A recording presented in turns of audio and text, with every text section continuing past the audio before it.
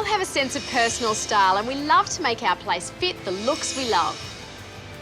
But what happens when you rent a house or even an apartment? You can't make any changes to your decor. Or maybe you can. Take this living dining space. It is on the drab side, especially this wall. But nothing a little ingenuity can't fix and a couple of rolls of wallpaper. I know what you're thinking. Wallpaper? You can't wallpaper a rental. Well, if you wallpaper a board and not the wall, you can. So the board I'm working on is called Core Flute. Now you can buy this from art shops in small sizes, but if you want the really big sizes like this, you go to the hardware. They generally use it for lining walls, all sorts of things, but it's really light and it's actually pretty strong. So after you've coated it with normal wallpaper paste, stick on the paper and make sure to use a scraper to get rid of any air bubbles. And remember with wallpapering, don't cut the paper as you go. You need to line up the pattern. You have to allow for that repeat. To get it onto the wall, all I need are some removable hanging strips. With the help of a trusty stepladder, it's just a matter of sticking it on the wall.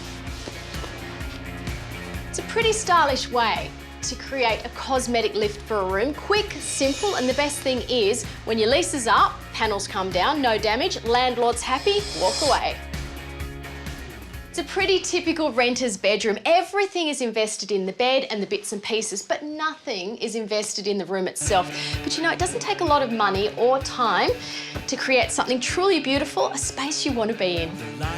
I want to give this wall so much more character by turning it into a panelled wall, and I can do that without using any nails, any screws or any glue. I found some of this moulding from the hardware. You can find it in all different profiles. I've mited it and painted it in a similar colour to the wall. Now, first thing I want to get onto the wall is a chair or a dado rail. It simply sits on top of those little tabs, just very lightly, and if you use a spirit level, you can make sure everything is plumb before you stick it in place.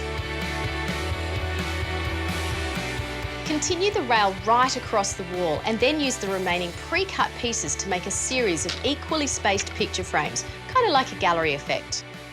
It's a pretty simple trick, once again all removable, adds a lot of architectural detail to the room. Now for the window. If installing a fancy curtain track with a drill and the screws is completely out of the question, have you ever seen one of these? It's a tension rod attachment. It just slips onto the end of an ordinary curtain pole, and when it's up against the wall nice and hard, the spring pushes against the wall and it holds the curtain positions nicely. I'm often asked by those who rent, how do I achieve a space that's so much more personal and so much more me while still keeping the landlord happy? Well, maybe it all begins with a few fresh accessories and some simple timber moulding. And it does the trick. This space looks so much more inviting.